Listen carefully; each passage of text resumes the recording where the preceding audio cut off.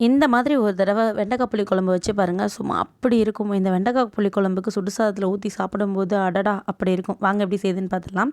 வெண்டைக்காவை கழுவி தொடச்சி இந்த மாதிரி நறுக்கி எடுத்துக்கோங்க. இதை வெறும் பேனில் போட்டு கொஞ்ச நேரம் வதக்கி விட்டுட்டே இருந்தீங்கன்னா அதில் இருக்கிற பிசுபிசுப்பு தன்மையெல்லாம் குறைஞ்சி அப்படியே நல்லா உதிரி உதிராக வந்துடும். ஒட்டாத பதம் வரும். அது வரைக்கும் வதக்கி விடுங்க. நல்லா அப்படி வந்ததுக்கப்புறம் அதில் பாருங்கள் பேனில் சூப்பராக ஒட்டிட்டு வந்துருச்சு. ஸோ ஃபைனலாக கொஞ்சோண்டு எண்ணெய் ஊற்றி நல்லா வதக்குனிங்கன்னா அதில் லைட்டாக நிறம் மாதிரி நல்லா மணமாக இருக்கும். அப்போ எடுத்து ஒரு பிளேட்டில் மாற்றிக்கோங்க.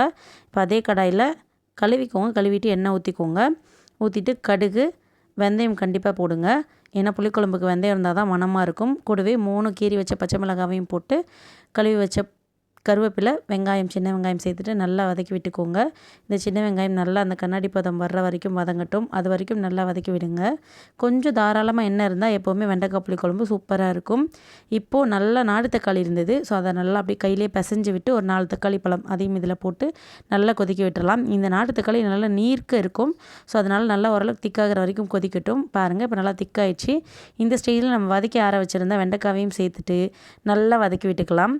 நல்லா இது கூட சேர்ந்து இன்னும் கொஞ்சம் இப்போ வெண்டைக்காய் போட்டோடனே இன்னும் கொஞ்சம் நீர்ச்சத்து கம்மியாக ஆரம்பிக்கும். அந்த அளவுக்கு நல்லா வதக்கி எடுத்துக்கோங்க. இந்த நல்லா வதங்கிட்டு இருக்கும்போது இதுக்கு தேவையான அளவு உப்பையும் இது கூட சேர்த்துக்கோங்க.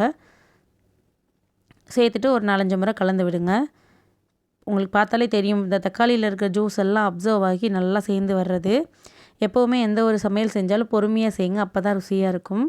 இப்போ இது கூடவே இந்த குழம்புக்கு தேவையான வீட்டில் அரைச்ச குழம்பு மிளகாய் பொடி ஒரு 3 டேபிள் ஸ்பூன் அளவுக்கு சேர்த்துட்டு அதையும் நல்லா அந்த எண்ணெய் பிரிகிற வரைக்கும் வதக்கி விடுங்க. எப்போவுமே இந்த மிளகாய் பொடி போட்ட உடனே அது நல்லா அந்த பச்சை வாசனை போக நல்லா வதங்கி வரணும். வதங்கி வந்ததுக்கப்புறமா ஒரு லெமன் சைஸ் புளி அளவு கரைச்சி வச்சுருக்கேன். அதையும் சேர்த்து இதில் ஊற்றி கலந்துக்கலாம். இப்போது இந்த ஸ்டேஜில் இதுக்கு தேவையான தண்ணியை டைல்யூட் பண்ணி ஊற்றிக்கோங்க. புளி நல்லா கரைக்காமல் இருந்தால் நல்லா கரைச்சி விட்டு எந்த அளவுக்கு வேணும் அப்படின்றத நீங்கள் தான் முடிவு பண்ணிக்கணும். இந்த புளி உப்பு மிளகாத்தூள் இது எல்லாமே உங்களுடைய வீட்டில் இருக்கிற நபரை பொறுத்தது. நல்லா கொதிக்க விட்டு கொஞ்சம் நல்லா கொதித்து காய்கறி வெந்து வந்ததுக்கப்புறம் சிம்மில் போட்டு எண்ணெய் பெரிய விட்டுருங்க. அருமையாக இருக்கும் இந்த குழம்பு.